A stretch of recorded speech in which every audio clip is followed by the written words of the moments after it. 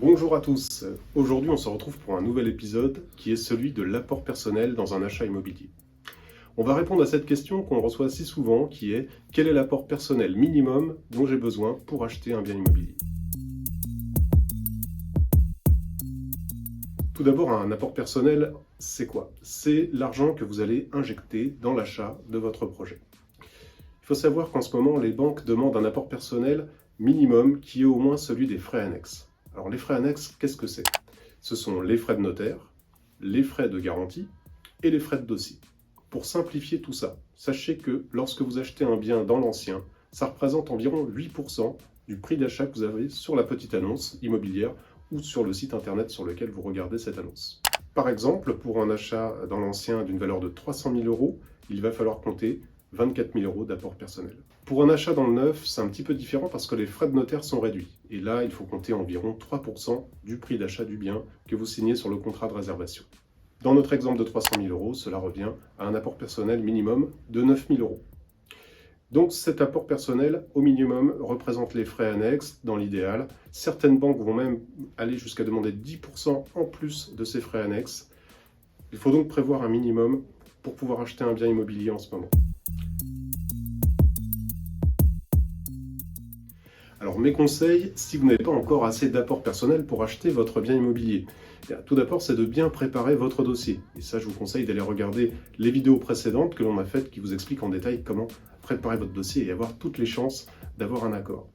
Ensuite, vous pouvez également vérifier si vous avez une épargne salariale. Sait-on jamais, vous avez peut-être déjà épargné grâce à un précédent emploi ou dans votre société actuelle. Et sachez que ce plan d'épargne entreprise, si vous en avez un, est débloquable pour l'achat de votre résidence principale. Donc c'est le moment ou jamais d'en profiter. Alors l'autre solution que vous pouvez avoir pour vous permettre d'aller un petit peu plus vite dans votre projet immobilier sans encore attendre d'avoir tous les fonds nécessaires d'apport personnel, c'est tout simplement de faire appel à une donation familiale. Donc si vos parents, vos grands-parents avaient peut-être prévu de vous aider un jour ou l'autre, en fait c'est le moment ou jamais qu'ils puissent le faire, puisque vous pourrez grâce à cela constituer un apport personnel. Et puis vous avez aussi un abattement qui est très intéressant. De parents à enfants, ça va jusqu'à 100 000 euros et de grands-parents à petits-enfants, ça va jusqu'à 30 000 euros sans avoir de frais de donation.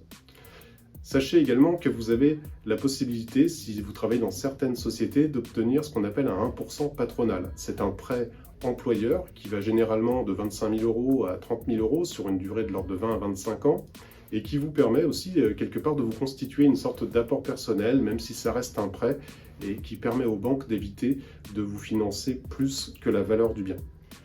Enfin, la dernière astuce que je voulais vous donner, c'était peut-être aussi d'envisager, pourquoi pas, un achat dans le neuf. Comme on l'a vu tout à l'heure, les frais de notaire sont quand même très réduits par rapport à l'ancien. Ils sont globalement au niveau des frais annexes de l'ordre de 3%. Vous pouvez aussi avoir des avantages très intéressants qui sont le prêt à taux zéro, qui est toujours en vigueur même l'année prochaine. Donc pour cela, n'hésitez pas à vous intéresser également à l'achat dans le neuf. J'espère que cette vidéo vous a plu et a répondu à vos questions. N'hésitez pas à vous abonner à la chaîne et à liker cette vidéo. Vous pouvez également mettre des commentaires et on vous répondra dans les meilleurs délais. Quant à moi, je vous souhaite une bonne aventure immobilière et je vous dis à très bientôt pour un nouvel épisode qui va certainement vous intéresser.